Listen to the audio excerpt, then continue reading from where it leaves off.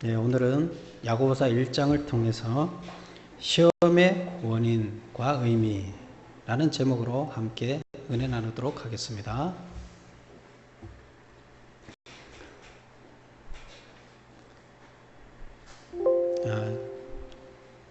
이제 우리가 지금까지는 사도 바울이 쓴 서신서들을 쭉 봐왔어요.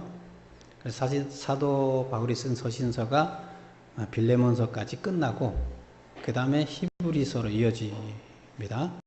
그리고 히브리서 다음에 나오는 게 이제 야고보서예요. 히브리서는 조금 굉장히 어렵게 써져 있기 때문에 일단 조금 쉬운 걸로 건너뛰었어요. 목사님들은 같이 히브리서를 다 끝냈어요. 근데 여러분한테는 쉬운 거는 아니에요. 그렇다고 또 뭐 어렵지도 않지만 야고보서부터 하는 게 좋겠다 싶어서 야고보서를 먼저 합니다. 지금 야고보는 여기 작가가 된 야고보는 누굴까요? 성경에 야고보는 몇 사람이 나옵니다. 근데 여기서 나오는 야고보는 예수의 동생입니다.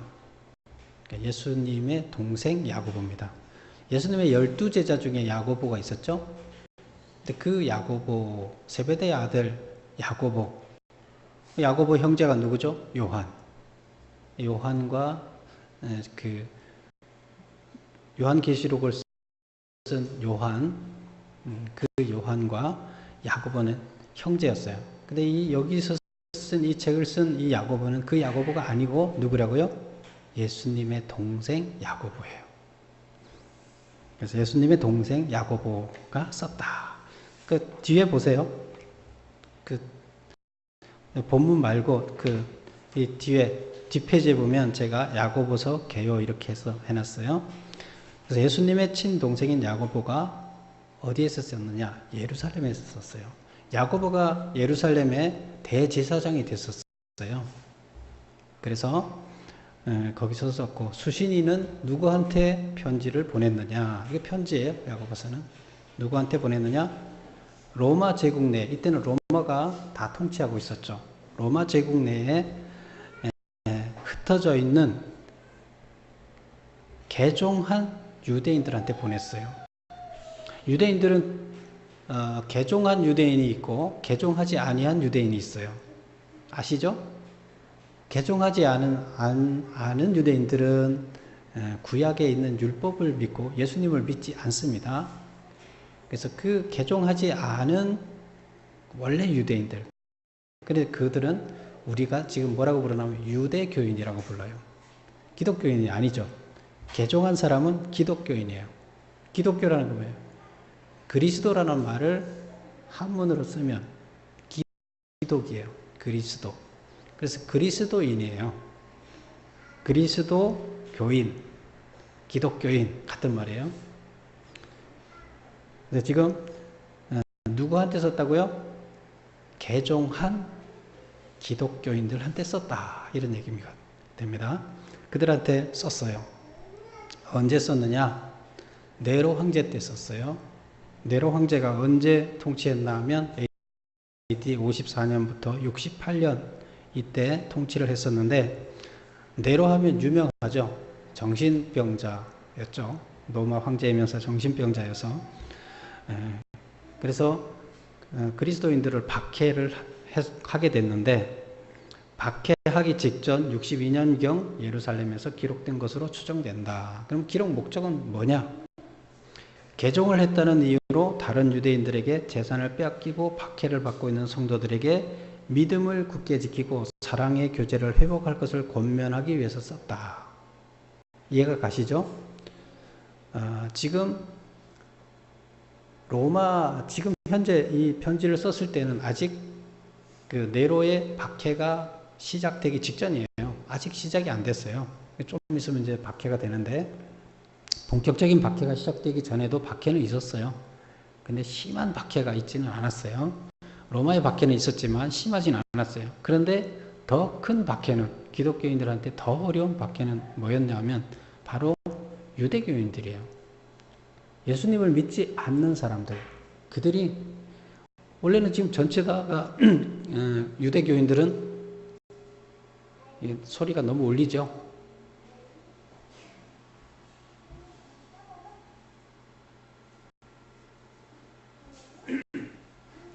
유대교인들은 원래 구약만 믿고 예수님을 믿지 않는 사람들이 다였죠. 그리고 예수님을 믿는 사람들만 이제 기독교 개종이 됐는데 그 믿는 사람들을 박해를 하는 거예요.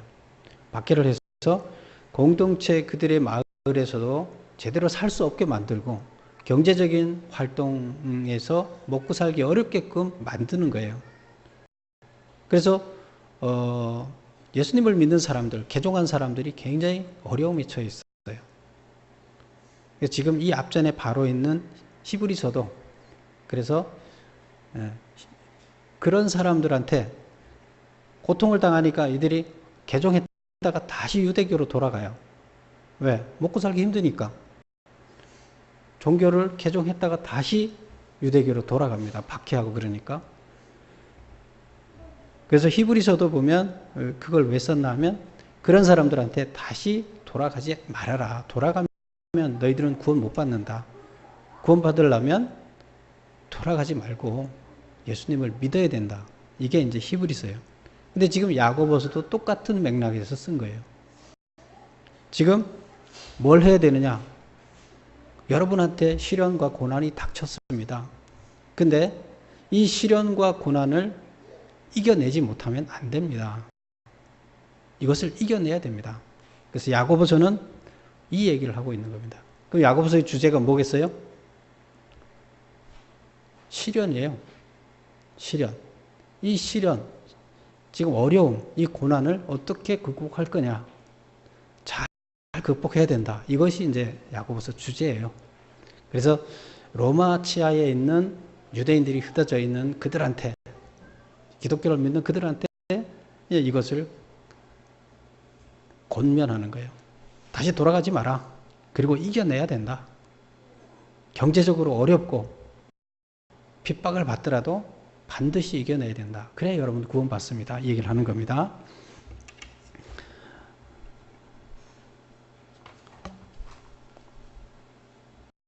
그래서 이 전체 주제가 유대교인들의 핍박을 이겨내자. 그래서 시험이에요. 시험. 성경에는 시험이란 단어가 있는데 시험이란 단어를 원어로 풀면 페이라스모스 이렇게 이제 발음이 돼요. 페이라스모스. 이게 시험이라는 뜻이에요. 헬라어로. 근데 이 말에는 두 가지 의미가 들어있어요. 해석이 두 가지로 돼요. 우리 단어에는 두 가지 의미로 해석되니까 우리나라 말에도 많죠. 근데 무슨 의미로 해석되냐 하면 제가 거기 적어놨어요. 외부적인 박해. 첫 번째는 시험이 어떤 시험이냐? 누가 나를 고난을 줘요. 나한테. 박해를 해요. 힘들게 해요.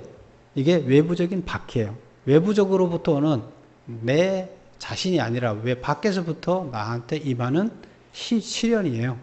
그래서 이것을 야고보서에서는 믿음의 시련이라는 용어를 씁니다. 믿음의 시련. 하나님을 믿게 되니까 여기 시련이 온다 이거예요. 하나님을 믿는 믿음 때문에 내가 시련을 받게 된다. 예수님을 믿다 보니까 나한테 시련이 온다 이런 뜻입니다. 그래서 외부적으로 오는 박해, 시험이라는 뜻이 그런 의미도 있고 또 한 가지 의미는 뭐냐면 내부적인 죄의 유혹. 그래서 내 스스로 나는 하나님 뜻대로 율법에서는 하나님 말씀에서 하나님 뜻대로 살기 위해서는 이렇게 하라 그러는데 내 마음에서는 그렇게 하기가 싫어요. 내 욕심에서는 내 안에 있는 욕망은 하나님의 뜻과 반대로 자꾸 가려고 그래요. 예배에 가야 되는데 예배 가기 싫어요. 기도해야 되는데 별로 기도하고 싶지 않아요. 뭐 이런 거죠. 하나님은 남들한테 베푸라고 그랬는데 베푸기 싫어요. 내가 그냥 배불리 먹고 싶어요. 이런 것이 바로 죄의 유혹이에요.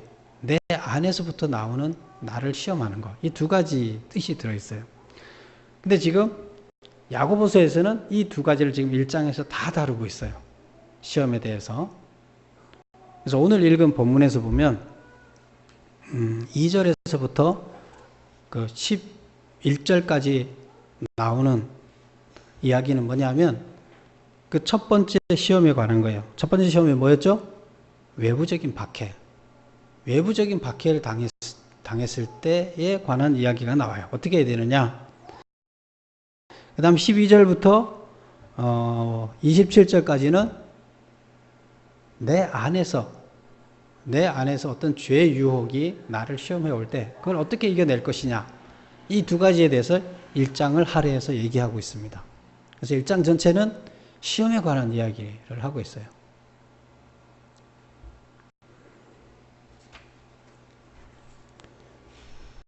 적인 박해라는 건 지금 유대인들이 당장 지금 유대인들로부터 받고 있는 개종한 유대인들이 받고 있는 이 시련인 거죠. 그래서 2절에 보면 이렇게 시작합니다. 내 형제들아 너희가 여러 가지 시험을 당하거든 온전히 기쁘게 여기라. 기뻐하라는 거예요. 시험을 받으면 기뻐하라. 말이 돼요? 여러분들 막 핍박하고 믿는 유대인들이 여러분들을 힘들게 하고 같이 장사하다가 너희들은 빼버리고 장사도 못하게 하고 그랬을 때 여러분들은 기뻐하라. 이렇게 첫 마디를 기뻐하라고 얘기를 합니다. 왜 기뻐해야 돼요? 네, 이제 그 이유를 설명을 합니다. 하나님을 믿음으로 인해 당하는 외부로부터 받는 핍박을 받을 때 기뻐하라. 3절에 보면 너희 믿음의 시련이 인내를 만들어내는 줄을 너희가 알미라. 지금 외부적인 시련을 뭐로 표현했다고요? 믿음의 시련. 예수님을 믿게 되니까 시련을 당하게 됐다. 그래서 거기 3절에는 믿음의 시련이라는 말을 썼죠. 그래서 시험을 당했다. 믿음의 시련을 겪었다. 같은 얘기예요. 그래서 시험을 당하면 그 시험이 인내를 만들어내는 줄을 너희가 알미라. 시험을 당하게 되면 인내라는 거 뭐예요? 참고 견디는 것을 얘기하는 거죠. 시험을 통해서 참고 견디는 것을 인내를 뭐 한다고요? 인내가 만들어진다. 참고 견디는 것을 내가 할 수 있게 된다. 인내하는 능력이 생긴다. 이런 얘기입니다. 그래서 그 인내라는 것은 뭐 어쩔 수 없이 참는 그런 걸 얘기하지 않아요. 어떤 고난에도 굴하지 않고 끊임없이 전진하는 그런 인내를 얘기해요. 왜 인내를 막 너무 힘들어서 어쩔 수 없이 막 고통스러워하면서 견뎌내는 인내가 있고 어떤 어려움이 왔을 때 그것을 그냥 담담하게 기쁨으로 감당하는 게 있어요. 근데 지금 여기서 얘기하는 인내라는 것은 수동적인 것이 아니에요. 그래서 적극적으로 고난에도 굴하지 않고 끊임없이 전진하는 그런 역동적인 인내를 얘기합니다. 그런 인내가 나한테 생긴다는 거예요. 우리한테 어떤 환경이 주어졌을 때 그 환경 때문에 우리는 뭘 못한다고 생각하기 쉽죠. 뭘 하려고 하는데 돈이 없죠. 돈이 없으니까 뭘 시작을 못하겠고 아무것도 못하겠죠. 우리는 뭘 하려고 그러면 뭐가 없잖아요. 여건이 우리한테 별로 좋지 않을 때 근데 우리는 그럴 때 뭘 해야 되느냐? 환경이 우리한테 좋지 않을 때 우리는 그것을 그냥 어쩔 수 없이 참아내는 것이 아니라 그것을 적극적으로 헤쳐나가는 것. 그런 것이 여기서 얘기하는 역동적인 인내입니다. 그래서 인내를 온전히 이루라. 그런 인내를 이루게 되면 적극적으로 헤쳐나가는 그런 인내를 이루게 되면 너희는 온전하고 구비하여 조금도 부족함이 없게 된다. 여기서 온전하고 구비하여 부족함이 없다. 온전하다는 것은 시간적 개념의 완전해진다는 거예요. 그 다음에 끊임없이 전진해감을 얘기한다. 시간적으로 과거, 현재, 미래 이렇게 있을 때 우리가 온전해지는 것은 계속해서 잠깐 온전해지는 것이 아니라 꾸준하게 점점 갈수록 우리가 완성되어져 가는 것. 누가? 내가. 우리 그리스도인 한 사람 한 사람이 점점 완성되어지는 것. 이것을 시간적으로 쭉 가면서 점점 더 믿음이 강해지는 것. 이것을 온전해진다. 이렇게 얘기를 합니다. 그 다음에 또 뭐가 있죠? 구비하여. 부족함이 없는 사람이 되는데 온전해지고 구비한다. 구비한다는 것은 무슨 말일까요? 공간적 개념의 완전, 즉 거룩이 풍성해진다는 뜻이다. 우리가 거룩해진다는 의미예요. 그래서 구비한다. 우리가 갖춘다는 건데 우리 개인 한 사람 한 사람들이 점점 더 갈수록 성장해가고 또 경건에 이른다. 이런 뜻이에요. 그게 뭐라고요? 부족함이 없게 된다. 그걸 설명한 거예요. 뭐가 이렇게 한다고요? 뭐가 이렇게 만듭니까? 시험이 나를 역동적으로 인내하는 것을 알게 하고 역동적인 인내를 통해서 내가 완전에 이르게 한다. 이렇게 얘기를 합니다. 이것을 이제 우리는 성화라 그러죠. 성화. 우리가 하나님을 닮아가는 거죠. 뭐를 통해서? 시험을 통해서 이게 가능하다. 이렇게 얘기를 합니다. 그러니까 어떻게 해야 돼요? 우리는 이 시험이 우리한테 왔을 때 슬퍼하는 것이 아니라 기뻐하라는 거예요. 이런 시험이 없다 그러면 내가 성화되지 않고 완전히 이르지 않을 텐데 이런 시험이 있기 때문에 외부로부터 이런 시험이 나한테 주어졌기 때문에 나는 성화되어서 하나님과 닮아가는 사람이 되고 하나님께서 원하시는 사람으로 만들어져 간다는 거예요. 지금 유대인들은 핍박을 받고 있지만 개종한 유대인들이 핍박을 받고 있지만 그러나 그것은 뭐다? 하나님을 닮아가게 하고 하나님이 원하시는 것이라는 거예요. 그것을 통해서 여러분들은 성장하고 있기 때문에 하나님처럼 돼가고 있기 때문에 성화되어 가고 있기 때문에 기뻐하라는 거예요. 그래서 역동적으로 그걸 받아들이라는 거예요. 감내하라는 거예요. 수동적으로 고통스러워하지 말고 기쁨으로. 여러분 앞에 어떤 어려운 환경이 닥쳤을 때 여러분 어떻게 생각합니까? 역동적으로 기쁨으로 받아들입니까? 쉽지 않아요. 우리는 신앙 안에서만 가능합니다. 하나님을 믿는 신앙 안에서만 우리는 그것이 가능합니다. 그리고 그 다음에 이제 외부적인 시험에 대해서 지금 설명을 이렇게 하고 외부적인 시험은 우리를 성장시키기 때문에 기뻐하라. 기쁘게 받아들여라. 그렇게 얘기하면서 무슨 얘기를 합니까? 너희 중에 누구든지 지혜가 부족하거든 모든 사람에게 후히 주시고 꾸짖지 아니하시는 하나님께 구하라. 그리하면 주시리라. 여러분 지혜가 부족합니까? 부족하다고 생각하세요? 그러면 하나님한테 구하라는 거예요. 그럼 여러분 이걸 읽으면서 이렇게 생각하겠죠. 아, 나는 지금 머리가 IQ가 한 150은 돼야 되는데 IQ가 100밖에 안 되니까 IQ를 더 높게 해달라 그러면 하나님께서 IQ 좋게 해주시겠지. 뭐 이렇게 이제 우리는 생각할 수 있어요. 근데 여기서 얘기하고 있는 지혜라는 것은 그것이 아니에요. 지혜라는 것은 진리라는 뜻이에요. 하나님의 뜻이라는 거예요. 하나님의 뜻. 지혜라는 것은 하나님의 뜻은 뭐예요? 진리예요. 하나님이 나한테 뭘 요구하시는 건지 우리가 어떻게 살기를 원하시는지 그걸 얘기하는 것이에요. 하나님이 나한테 어떻게 살기를 원하시느냐? 그게 바로 지혜예요. 내가 지금 뭘 하기를 원하느냐? 그것이 지혜예요. 하나님이 나에 대해서 어떻게 원하고 계시는가? 그거는 세상에서 가장 중요한 거예요. 그건 진리고 지혜예요. 그걸 얘기하는 거예요. 그래서 내가 지금 뭘 해야 될지 모르지 않느냐. 여러분들이 그런 어려운 상황에 처했을 때 뭘 해야 될지 모르지 않느냐. 그럴 때 어떻게 하라? 하나님한테 기도하라는 거예요. 구하라는 거예요. 그럴 때. 이 지혜를 얘기하는 거예요. 내 머리 좋게 해달라. 이 얘기가 아니에요. 근데 우리는 이걸 읽으면서 자꾸 다른 생각을 하는데 그게 아니에요. 지금 이거는 배경에서 읽어야 되는 거죠.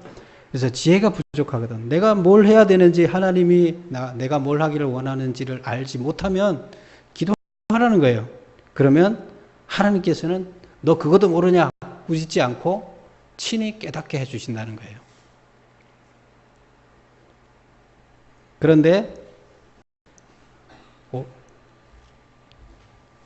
오직 믿음으로 구하고 조금 더 의심하지 말라. 의심하는 자는 마치 바람에 밀려 요동하는 바닷물결 같으니 이런 사람은 무엇인지 주께 얻기를 생각하지 말라. 의심한다는 것은 뭐예요? 하나님을 신뢰하지 않는다는 거예요. 하나님을 신뢰하지 않으면서 하나님이 뭘 하기를 원하는지를 내가 정말로 그걸 알기를 원할까요? 하나님이 절대자신이고 그가 내가 뭘 어떻게 살기를 원하시는지를 내가 하나님한테 정말로 진심으로 하나님을 믿고 물어보는 것하고 하나님을 잘 신뢰하지 않아요. 그러면서 하나님한테 내가 어떻게 살기를 원해? 그러면은 하나님이 이렇게 살기를 원한다 얘기를 한들 내가 받아들이겠어요? 안 받아들여요. 그래서 여기서 의심, 오직 믿고 의심하지 말고 믿음으로 구하고 하나님을 온전히 믿고 구해야 된다. 의심하는 자는 마치 바람에 밀려서 요동하는 바닷물결 같으니 이런 사람은 무엇이든지 주께 얻기를 생각하지 마라. 하나님이 가르쳐 준다 하더라도 바로 깨닫지를 못한다는 거고 가르쳐 주더라도 행하지도 않을 사람이라는 거예요. 두 마음을 품었다는 거예요. 이런 사람들은 두 마음을 품어 모든 일에 정함이 없다. 하나님을 가르쳐 주더라도 그거를 그대로 따르는 것이 아니라 내가 취사 선택하는 거죠. 내 욕심에서는 하나님 뜻대로 하면 내가 손해볼 것 같은데 그럼 하지 말고 그냥 내 결정대로 가야지 뭐. 이렇게 가는 거예요. 이게 두 마음이에요. 하나님을 그대로 신뢰하지 않고 세상을 신뢰한다. 그 얘기는 곧 내 욕심을 신뢰하는 거예요. 선택을 하나님의 말씀을 선택할 거냐 내 욕심을 선택할 거냐 두 가지를 때에 따라서 왔다 갔다 하는 거예요. 우리는 거의 다 이렇게 살고 있어요. 그래서 두 마음을 품어 모든 일에 정하면 이런 사람은 하나님의 지혜를 온전히 깨달을 수가 없다. 그래서 내가 뭘 해야 되는지를 하나님께서 가르쳐 주더라도 내가 그것을 제대로 깨닫지를 못한다는 얘기예요. 근데 정말로 하나님을 믿음을 가지고 하나님 내가 어떻게 살기를 원하십니까? 하면 하나님께서 알려주신다는 얘기입니다. 이것은 지금 누구한테 하는 얘기라고요? 왜 여기 지혜 얘기가 있는 거예요? 시련을 당하고 있는 유대인들한테 얘기를 하고 있는 거예요. 지금 우리는 어떤 사람이에요? 내가 이 땅을 살면서 어려움을 겪고 있는 성도들한테 지금 내가 어떻게 어려움을 겪는데 어떻게 해야 될지 모릅니다. 그럼 하나님한테 지혜를 구해라. 그 시련 앞에서 지혜를 구하라는 그런 얘기입니다. 다 시련과 연관된 얘기예요. 그냥 동떨어진 지혜 얘기가 아닌 거예요. 아시겠죠?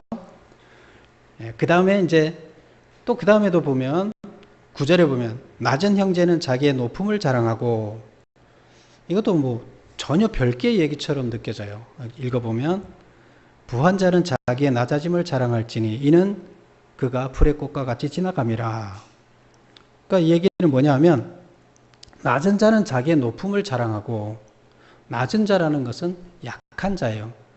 자기 스스로 뭘 못할 수 있는 못하는 사람, 가난한 사람, 고아, 가부 뭘 할래도 할 수가 없어요. 어떻게 경제적인 약자, 사회적인 약자, 뭐 체력적인 약자 이런 사람들이죠. 스스로 뭘 할 수 없는 거. 이걸 낮은 형제라고 여기서는 표현을 하고 있어요. 돈이 없는 사람일 수도 있고 몸이 아파서 스스로 걸어가지 못하는 사람일 수도 있고 때에 따라서는 뭐 어떤 정신이 나약해서 뭘 못할 수도 있고 그래요. 이건 낮은 형제는 이런 사람은 그 사람 의식이 어떻겠어요? 자기 자신에 대해서 자기 자신이 대단한 존재라고 생각하겠어요? 아니면 자기 자신이 너무나 별 볼 일 없는 사람이라 생각하겠어요? 예. 내가 돈이 하나도 없어요. 먹고 살 돈도 없어요. 그런데 자기 자신에 대해서 대단한 사람이라 생각하겠어요? 예. 나는 정말로 별 볼 일 없는 사람이다. 너무 겸손한 사람이에요. 낮은 형제는 너무나 겸손해요. 이런 자들은 자기의 높음을 자랑해라. 무슨 말이에요? 자기의 높음을 자랑해라. 자기의 높음을 자랑해라. 겸손한 사람들은 하나님께서 보시기에는 높은 사람이라는 거예요. 우리가 교만한 사람들은 하나님 보시기에 높은 사람이 아니에요. 그러나 낮은 형제들은 그들은 자기에 대해서 너무나 겸손해 있어요. 그런 사람들은 하나님 보시기에는 다른 사람들을 존중하고 자기를 낮추기 때문에 하나님 보시기에는 대단히 높은 사람이에요. 왜? 하나님은 스스로 낮아지는 하나님이세요. 제일 낮은 데 처하시는 하나님이세요. 근데 우리 인간들은 스스로 제일 높은 자리에 앉기를 원하지만 하나님의 본성은 제일 낮은 자를 앉는 하나님이세요. 가장 어려운 사람들한테 함께 하시는 하나님이고 가장 힘들어하는 사람한테 함께하는 하나님이고 고통스러워하는 사람한테 함께하는 하나님이에요.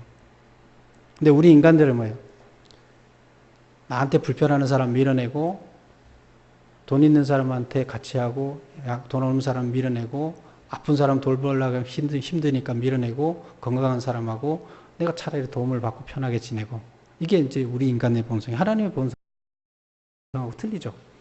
그래서 낮은 형제들은 겸손해 있기 때문에 하나님이 높게 보신다.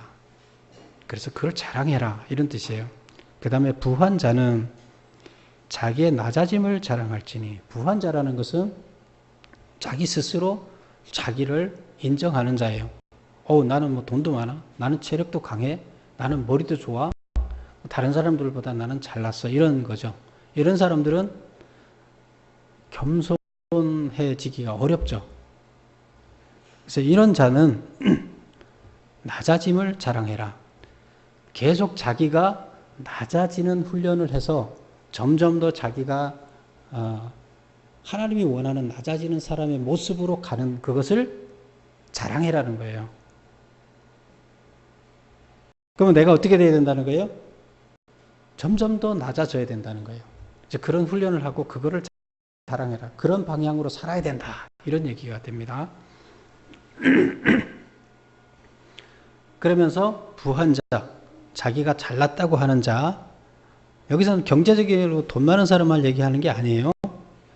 자기가 뭐 머리도 좋고 자기 스스로 봤을 때 다른 사람보다 훨씬 뛰어난 어떤 여건을 가진 사람, 이런 걸 얘기하는 거예요. 이런 자는 해가 돋고 뜨거운 바람이 불어 뭐 이렇게 되면 부한 자도 꽃 떨어지는 것처럼 금방 죽을 것이다. 떨어져 죽을 것이다. 그러니까 그거는 잠깐인데 왜 이 얘기하겠어요? 잠깐이다 이거예요. 너가 지금 잘난 거는 그 잠깐이란 얘기예요. 꽃이 금방 떨어져서 사라지지 않느냐. 그처럼 너가 지금 뭐 잘났다고 생각하는 것은 아무 의미가 없다. 꽃이 떨어지고 나면 아무 의미가 없지 않느냐. 잠깐 피었다 지지. 영원한 세계에서 잠깐 피었다 지는 건데 하나님 보시기에는 아무것도 아니다는 거예요. 근데 거기에 자기가 너무 잘난 체 하고 있지 말고 정말 하나님한테 인정을 받으려면 하나님이 너를 괜찮은 자라고 인정해 줄 거고 하나님한테 인정받으려면 어떻게 된다? 스스로 낮아지는 훈련을 계속 해라는 거예요. 그 방향을 가지고 낮아지는 방향으로 계속 살으라는 거예요.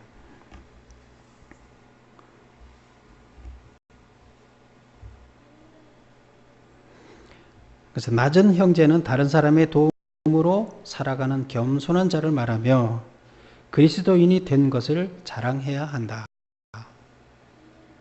뭘 자랑하라고요? 그리스도인이 된 것을 자랑해야 된다.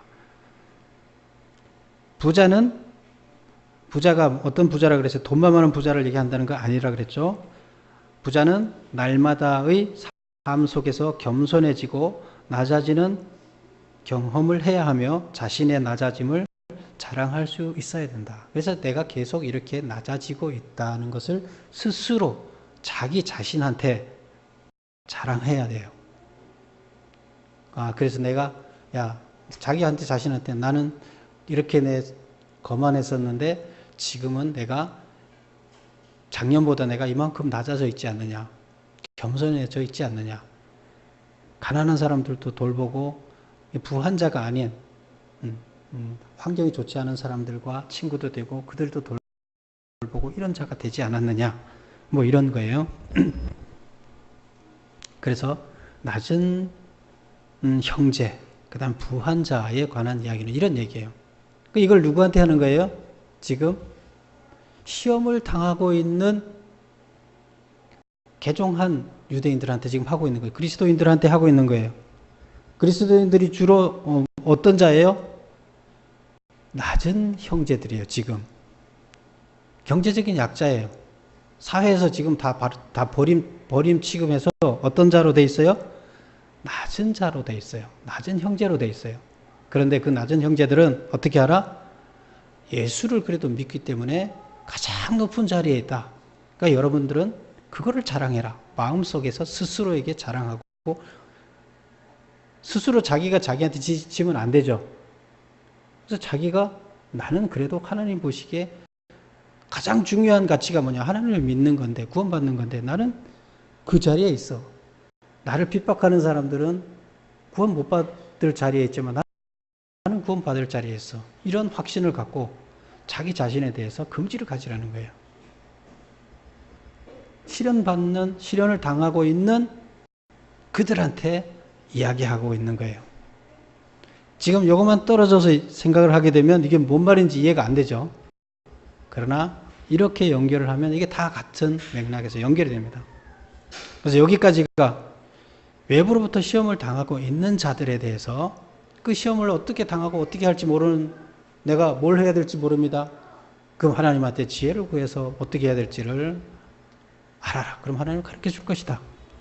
그 다음에 지금 경제적으로 굉장히 어렵고 먹고 살지 못하게끔 핍박을 하는데 그래서 낮아져 있는 나 자신에 대해서 하나님은 너희를 가장 높게 생각한다. 그리고 너희 실제적으로 하나님 시각에 너희가 가장 높은 가치가 있는 자다. 하나님을 믿기 때문에 구원받은 자이기 때문에 그래서 여러분들은 긍지를 가져라. 이렇게 그래 믿음을 지키라는 거죠. 이 얘기를 하고 있습니다. 그 다음 두 번째는 뭘 얘기를 하는 거예요? 첫 번째는 외부적인 시련을 얘기했죠. 두 번째는 시험이라는 것은 내부적인 시험을 얘기하는 거죠. 12절을 보겠습니다. 시험을 참는 자는 복이 있나니 이는 시련을 견디어낸 자가 주께서 자기를 사랑하는 자들에게 약속하신 생명의 멸관을 얻을 것이기 때문이다. 우리 2절에서 보면 시험을 당하거든 기뻐하라 이렇게 얘기를 했었죠. 또 여기서도 이거는 외부적인 시험을 당하거든 기뻐하라. 그 다음에 여기서는 12절에서는 내부적으로 오는 나한테 지금 어떤 유혹, 시험, 나한테 내 스스로 안에서부터 나를 무너뜨리려고 오는 어떤 유혹 이런 것이 오면 복이 있다. 그것을 잘 참고 견디는 자는 복이 있다. 이제 이렇게 시작을 합니다. 왜? 생명의 면류관을 얻기 때문에 구원을 받기 때문에 복이 있다. 13절 보세요. 사람이 시험을 받을 때 내가 하나님께 시험을 받는다 하지 말지니 하나님은 악에게 시험을 받지도 아니하시고 친히 아무도 시험하지 아니하시느니라. 하나님이 시험을 해요 안 해요? 지금 야고보가 지금 여기서 하나님은 어떻다고 했어요? 시험을 한다고 그랬어요? 안 한다고 그랬어요? 사람이 시험을 받을 때 내가 하나님께 시험을 받는다 하지 말라. 하나님은 시험을 받지도 않고 하지도 않는다. 야고보는 이렇게 얘기를 하고 있어요. 여러분 하나님께서 정말 시험을 하나도 안 하시나요? 우리 창세기에서 보면 창세기에서 시험했던 거 있죠. 아브라함한테 이삭을 바쳐라 하고 시험했었던 적 있죠. 기억나시죠? 하나님이 시험했잖아요. 그럼 왜 야고보는 여기서 창세기를 모르는가? 왜 다른 얘기를 해요? 네, 그럴 경우가 있기는 하지만 그건 아주 특별한 경우예요. 일반적으로는 하나님은 이런 시험들은 거의 일반적으로 99.9%가 누구한테서 온다? 하나님은 특별한 훈련을, 그런 교육, 하나님의 선택된 사람들, 믿음의 자녀들을 만들어내기 위해서 하나님이 훈련시키기 위해서 특별히 훈련 방식으로 선택한 거였어요, 그때. 누구를 훈련하기 위한 거라 그랬어요? 그 아들 이삭을 훈련하기 위해서, 이삭이 아버지가 믿는 신앙이 어떤 것인가를 이삭한테 교육하기 위해서 그런 모습을 보여줬다. 우리 이렇게 배웠잖아요. 지금 그건 특별한 경우예요. 근데 여기서 우리가 받는 시험 거의 대부분은 뭐다? 하나님이 주는 시험이 아니에요. 내 안에서 내 욕심으로부터 비롯된 시험이라는 거예요. 그게 거의 다라는 거예요. 그래서 이렇게 얘기해도 틀린 말은 아니에요. 왜? 일반적으로 하나님이 그런 특별한 시험은 거의 없기 때문에, 평생 동안 우리한테 전혀 일어나지 않고 100만 명 중에 한 명이 있을까 말까 하기 때문에, 그럼 없다고 봐야 되죠. 그러면 그 다음에 보세요. 14절. 오직 각 사람이 시험을 받는 것은 자기 욕심에 끌려 미혹됨이니. 시험을 왜 받는다고요? 자기 욕심이 유혹해서 거기 넘어가는 거예요. 우리 인간의 욕망, 뭐 하고 싶은 인간의 욕망, 그 욕망들은 마귀의 욕망과 같아 그랬죠. 높아지고 싶고, 많이 갖고 싶고, 뺏고 싶고. 근데 하나님은 어떤 분이세요? 다 주고 싶고 아무것도 안 갖는 부모의 심정이죠. 다 나눠주고 그들을 위해서 자기 목숨까지 내주는. 근데 우리들의 본성은 나를 위해서 모든 사람들이 희생하는 것, 이것들인데, 그래서 자기 욕심에 끌려서 우리는 시험을 받게 된다. 그래서 그 욕심이 잉태해서 죄를 낳고 죄가 성장해서 사망이 된다. 그래서 사랑하는 형제들아, 속지 말라. 뭐에 속지 말라는 거예요? 이런 유혹에 속아 넘어가지 말으라는 거예요. 그 다음에 그 이유를 얘기합니다. 온갖 좋은 은사와 온전한 선물이 다 위로부터 빛들의 아버지께로부터 내려오나니 그는 변함도 없으시고 회전하는 그림자도 없으시다. 온갖 좋은 것은 우리 욕심에서 나와서 뭘 얻는다고 해서 그게 좋은 것이 절대 아니라는 거예요. 그것은 잠깐 꽃이 폈다가 떨어져서 추하게 되고 아무것도 남는 게 없는 그거 같은 거예요. 잠깐 일시적인 것 뿐이에요. 근데 정말로 우리한테 유익하고 좋은 것은 뭐다? 영원한 구원을 이루고 우리에게 좋은 것은 하늘로부터 내려오는 하나님의 은사라는 거예요. 하나님으로부터 오는 것이 우리한테 좋은 것이지, 잠깐의 그 욕망 채우려고 뭘 하는 거, 그거는 우리를 잠깐 현혹시킬 뿐이지 아무것도 아니라는 거예요. 그래서 거기에 속지 말라는 겁니다. 외부의 시험을 받을 때도 우리는 기뻐하라. 내부의 어떤 그런 시험이 왔을 때도 이것은 결코 나한테 유혹은 도움이 되지 않기 때문에 하늘의 것을 선택하라. 그래서 시험에 견뎌서 반드시 하늘의 것을, 좋은 것을 선택하라. 이렇게 얘기를 하고 있습니다. 그리고 이제 19절부터 27절까지 시간이 많이 지났는데요. 짧게 정리를 할게요. 19절부터 27절까지 나오는 얘기는 뭐냐 하면, 제가 6번 적어놓은 걸 보세요. 주부에 시험을 통해서 성숙해진 온전한 믿음이란 무엇인가를 얘기하고 있습니다. 지금 이런 시험, 내적인 시험을 통해서 내가 온전해져야 돼요. 지금 외적인 시험을 통해서도 내가 성장한다 그랬죠.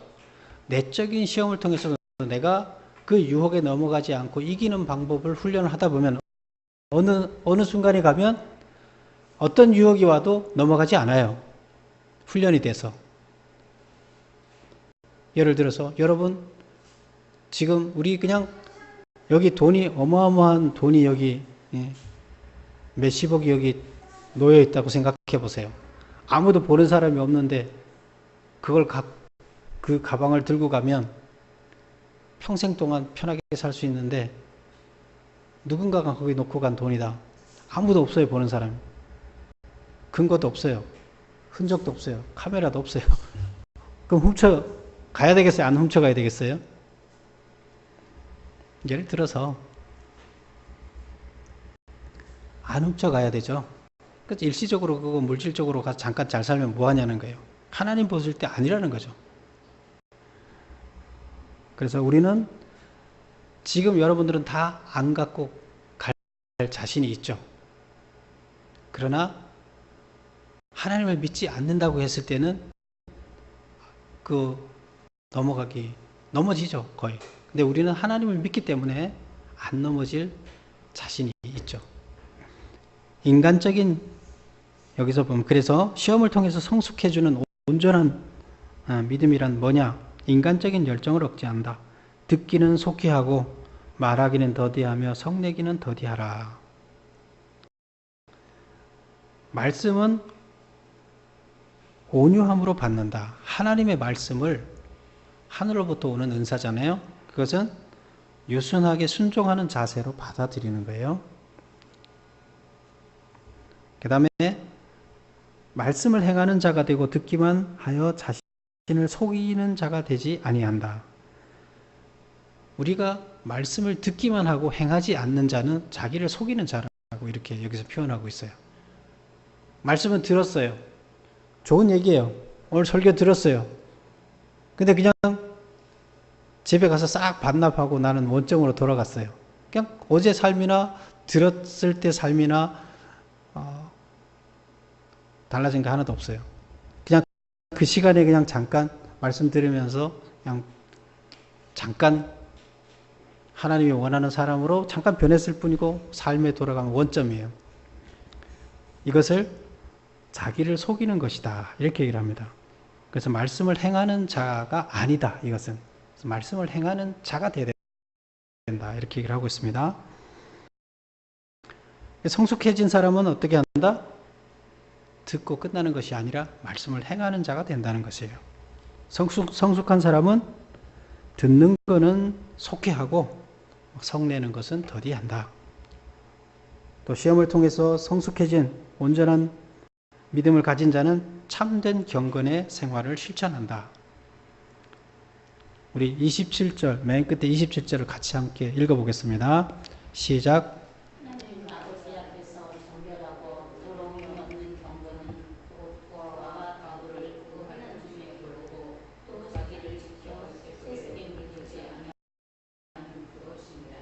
예, 참된 경건의 생활을 실천한다. 이것이 바로 27절에 나오는 이야기입니다.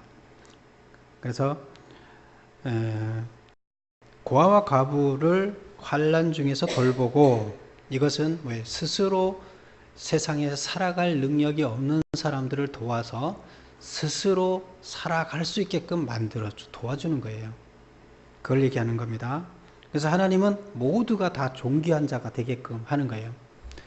지금 여러분 눈에, 우리들 눈앞에 도움이 필요한 사람이 있다고 나타났다고 하면 하나님을 믿는 사람들은 어떻게 생각해야 됩니까?